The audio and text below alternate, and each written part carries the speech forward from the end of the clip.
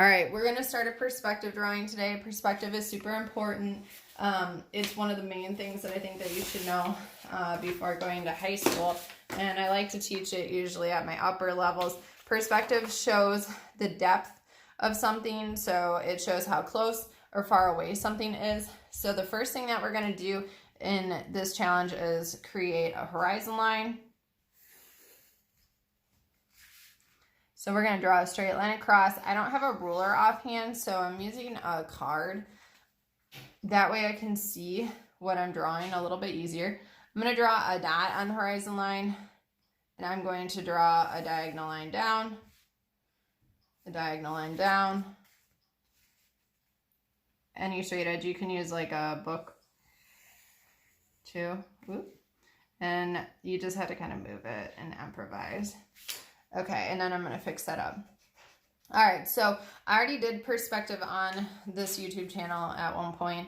It is a building scene, so you can go ahead and do that one for this challenge if you want. It's long, so have some time to sit down and make sure that you pause it and watch the steps because it's got a lot in it. But this one I'm going to do just like a quick railroad line. It's one of like the classic 1-point perspective drawings. Worm's eye view and bird's eye view show buildings or objects from above or below the horizon line. So if you're looking for a super challenge, that's pretty hard to do. But it'd be pretty cool to check out some tutorials on that. Okay, so when things are closer to us, they're going to appear larger, okay? And when things are further away from us, they're going to appear smaller. So all of our tracks that are close to us are going to be large. And all of our tracks, as they get closer to the horizon line, are going to get smaller. So I took and I flipped my card, and I got to try to keep it as straight as possible. And I'm drawing some lines across, and then a real quick little cheat, okay, is then you can, okay, draw, I'm going to do a couple more lines in there because I don't want them to be too thick. So make them a little bit skinnier.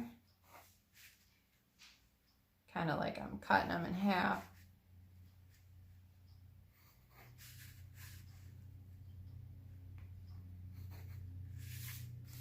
Okay.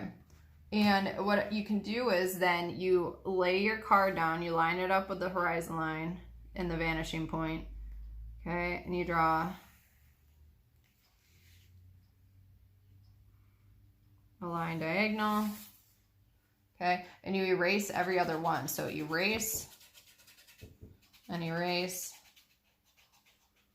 and erase, and all of a sudden you will have road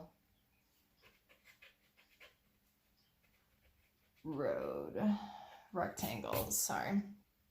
Okay, so when I do perspective, this is actually hard for me, so my brain has to like super focus. Okay, so that is number one. So notice how they're bigger when they're closer to us. Does that make sense to everyone? Okay. All right. So I got to do the same thing on the other side. I got to move it over a little bit though, so I'll move it back in just a minute, but I can't get my card in there. Okay, so I started the vanishing point.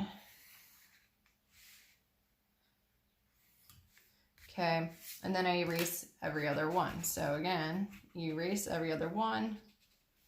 You erase every other one.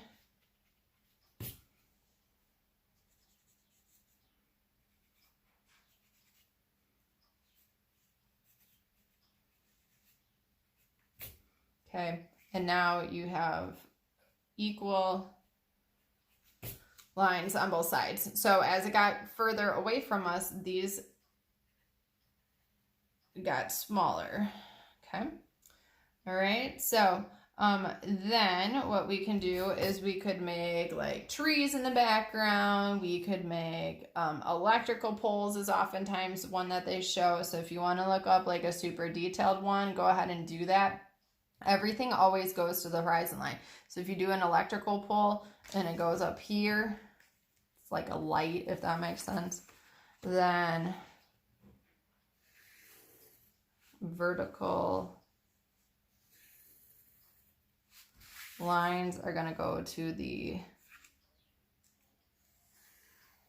vanishing point.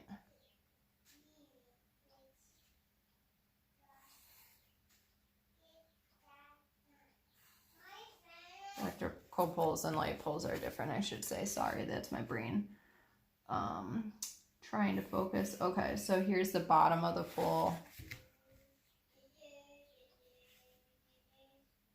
Power line was like what I was picturing.